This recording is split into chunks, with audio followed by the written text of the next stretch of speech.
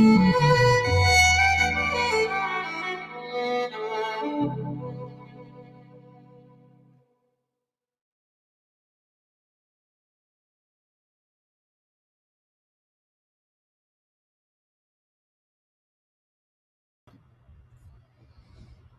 right, y'all. I hope everybody is doing well. And boy, what what a holiday weekend, boy.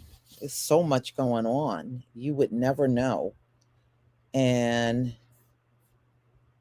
were y'all able to hear the music? It might have been muted. Okay. Well, it's okay. So anyway, I'm going to show you a video. And before I show you, it is a white man out of South Africa. But what he is saying actually applies even to us here, and how they have used the propaganda to spread what he said is really lies. We're the most violent, we're the most criminal, we're this, we're stupid, stuff like that. He said they know that stuff ain't true. But you got to look at it on a spiritual level. This was their way of sinking us to the bottom. How you doing, Big Judah? Shalom. Sinking us to the bottom and elevating themselves to the top. And the most powerful thing that has been used against us is the propaganda machine. There's no doubt about it.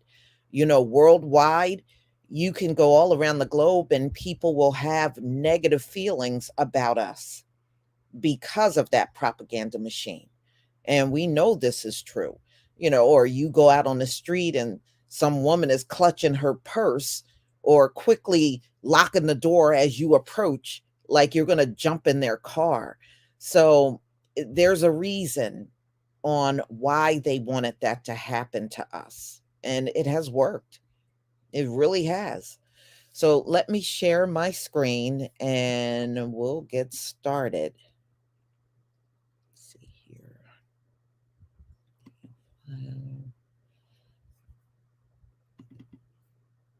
Grew up in apartheid South Africa.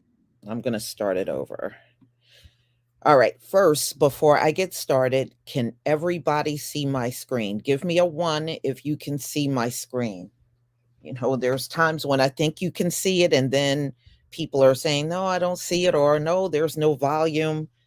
I just want to make sure everybody can see and hear this. Okay. Thank you. So I grew up in apartheid South Africa as a English-speaking white boy. I only became politically conscious when I was already 18 years of age, because prior to that, I had been subjected to and sucked in this incredible propaganda of victimization of the white people, where every piece of news, every message we were getting, every joke, the butt of every joke was the stupidity of the black man, the inability of the black man to look after himself, never mind the country, to be ignorant, uneducated, break everything he touched. The messaging was that all violence was black violence, that all crime was black crime, that you had to fear black people. And a huge amount of that fear was that if we let them into the political process, into the governance of the country, that they would do to us exactly what we had done to them for decades, which would be to turn around and oppress us, to murder us, to take our stuff, to move into our houses. It was a very popular story that the ANC, prior to the 94 election, when it was still an illegal organization and Nelson Mandela was still in jail, and the armed wing was exiled to Zambia and Mozambique, Umkhonto Wesizwe, was that they promised all of our domestic servants that those servants would be given the house they worked in when the ANC ruled. And these stories were told amongst the whites to bolster our resolve never to let these black people run our country. And it was only when I became conscious of that from 18 onwards that I realized not only was this a terrible lie that was actually oppressing us as well as the people that we as a white nation, white minority, were oppressing, but that Actually, what happened subsequently from 1994 onwards was far more of a reflection of the nature of black South Africans than any fears we as white South Africans had been fed and believed, right? And I see direct parallels with what's happening in Palestine and Israel. We've been fed this bullshit of Israel as victim, of the Zionist government as defending, this idea that the entire Arab world wanted to wipe them off the map, when in fact, prior to the Nakba, prior to Palestine being given to Israel by the colonial powers, primarily Britain, many Jews lived very happily and harmoniously alongside Muslims and Christians within that region. They weren't oppressed there. They became the oppressor through the Zionist ambition of a few Israelis. White government for many, many years in South Africa needed the violence of Umkhonto Wesizwe. They needed the odd bomb to go off. They needed terror attacks because it justified the further repression. And I've told stories about when I was in the South African Defence Force in 1987, 88. 88, 89. The things that were done by the intelligence service to undermine the ANC and other liberation struggles, and to pit black against black, to distract black people from action against the oppressive minority and the history of oppression. And it's time to step aside from what we've been told and look at the truth, look at the reality, look at the history, educate ourselves, and make a moral judgment based on our real values as a human. Yeah. He said a lot of really key things in here. And, they have tried very hard to make themselves victims. Or you'll hear them, because I've seen several videos over the years of black on white crime. And I was like, what the hell is up with that? They kill us a hell of a lot more than we kill them. But if you listen to them, they're just getting slaughtered in the streets around the clock by our people. Now you can understand why they've been doing this all along. They're taught to do this, and we know they're taught to do it. But showing this actually shows you how worldwide their anti-black racism really truly is against our people. So we know here in America, when you turn on the news, this is a big reason why I stopped watching the news. You turn on the news and everything about us is negative. Everything. And I got tired of it, and I eventually turned the TV off. I don't sit in front of the television anymore. The only time I might is to watch a movie. I have Netflix and a few other things, and we have cable, but to watch their news, their propaganda machine, I won't watch it for that very reason. So he's admitting a lot of the things that they say about us, they know it's not true, but it is what they had to use to keep themselves in power, you know? So we know they use propaganda, their media and everything and what they teach each other. The bottom line is to keep us down. But I have to tell you, over on TikTok, boy, it's almost like a confessional over there. You can get so many videos of them confessing the truth. It's not even funny. There's a lot over there.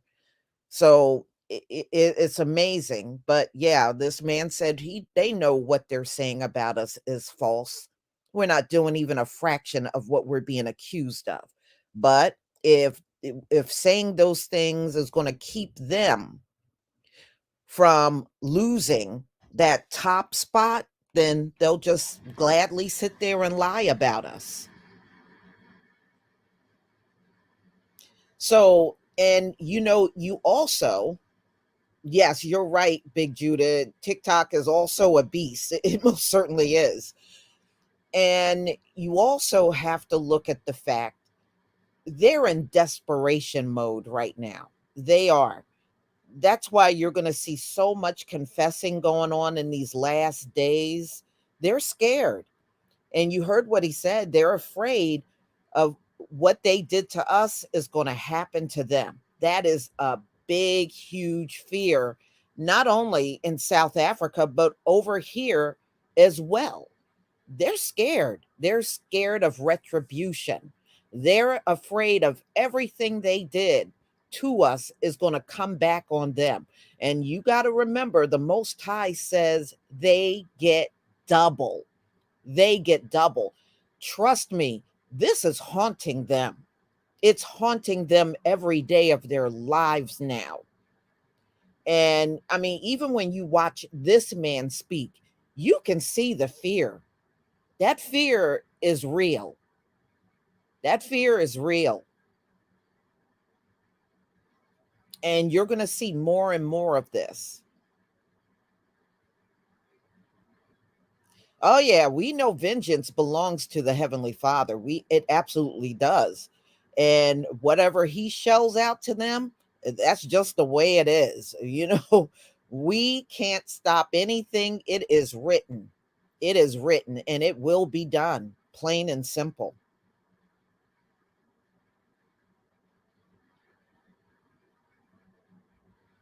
Yeah, well, that is a big reason why they want to get rid of TikTok because of all the things that are being said over there. They don't want that out. You know, I saw, in the beginning of the Israel Hamas war, I saw a lot of videos over there, people saying, I don't even know what y'all fighting over. The land don't belong to either one of you. You're not even the real people. I mean, you know how many I've seen lots of videos over there where people are getting on there and say, I don't know what y'all fighting over. The land don't belong to either one of you. I was like, wow, people know. And it is not just us. Most of the videos that I saw with people saying that were Gentiles. It wasn't even our people, it was Gentiles.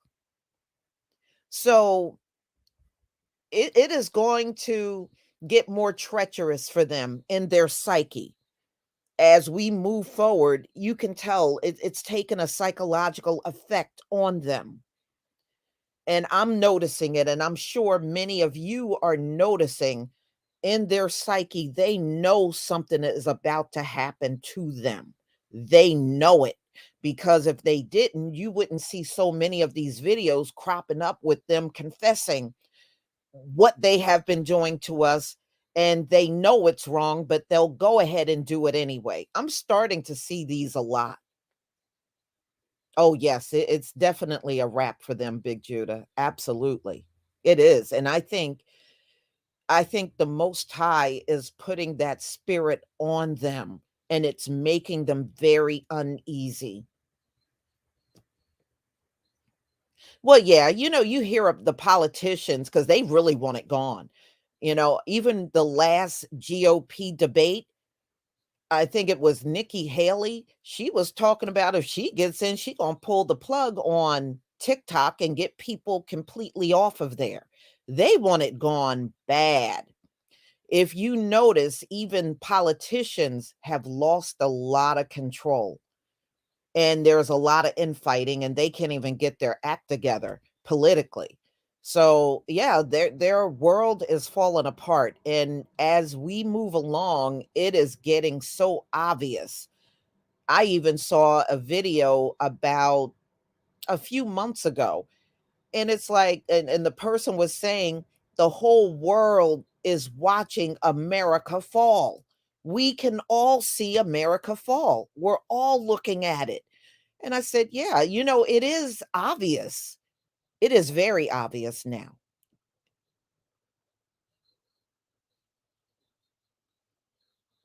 Mhm.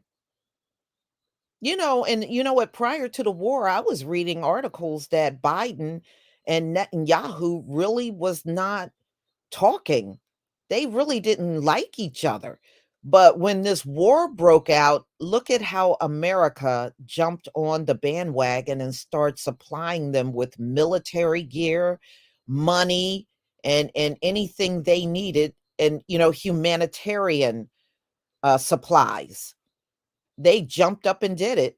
regardless to the fact that these two men, they claim they really don't get along with that, that well. Because if you remember, Netanyahu couldn't stand Obama. And at that time, Joe Biden was the vice president. So he was barely on speaking terms with Obama and Biden back then. And even to this day, they said the two barely speak. They rarely speak, but it did not stop America from funding the war, just like Ukraine. I mean, at the end of the day, they're all the same people. And that's why they're helping them out. They're all the same people.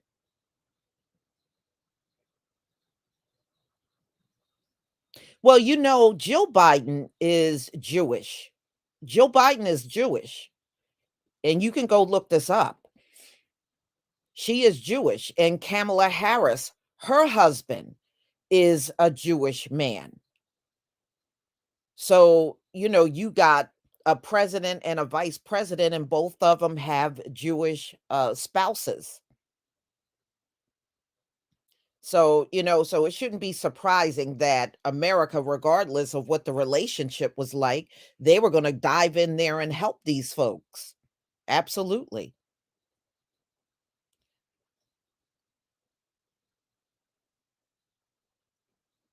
Oh, yeah. Yeah. And I notice, and you can tell things are falling apart politically because if you notice, their infighting always becomes public knowledge. It leaks out into the public and you see and you hear about them not getting along. And that right there is telling you you're looking at the downfall of a country right there. Mhm.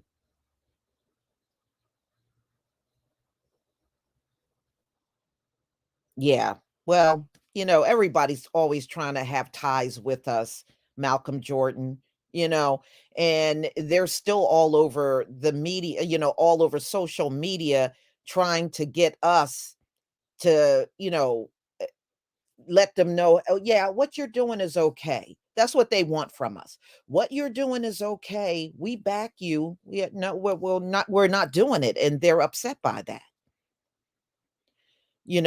Some people think it's a moral thing. I think it's a spiritual thing. Spiritually, they want to be connected to us because they know our prayers are heard. I believe it's more of a spiritual thing and why they want us on their side, why they want us to tell them it's okay and we're going to pray for you and we're going to be there. We're going to back you up in what you're doing. That's what they want from us more than anything. That's what they want.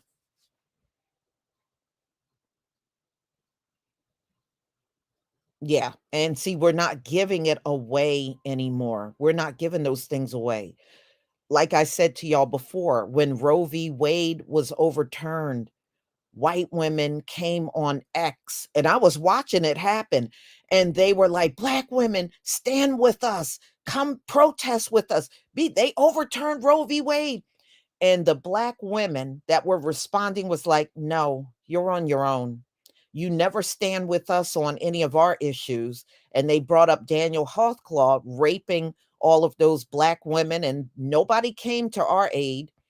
Nobody said, "I'm really sorry. We're going to stand and support you." Nothing. Even when that trial was going on, nobody came and stood by the women. And and the women were letting them know, "You are not our sisters. We don't have no sisterhood with you." But they always, whenever anything goes down, our support is very important to them. It's very important, and like I said, I believe it's a very spiritual thing, you know?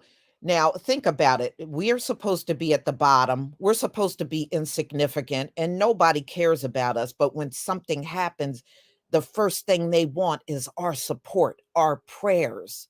They want us to be there. They want us to tell them everything's gonna be alright from the lowest of the low. The most lowly people on the planet, you want this from? No, they all know who we are. They all know who we are.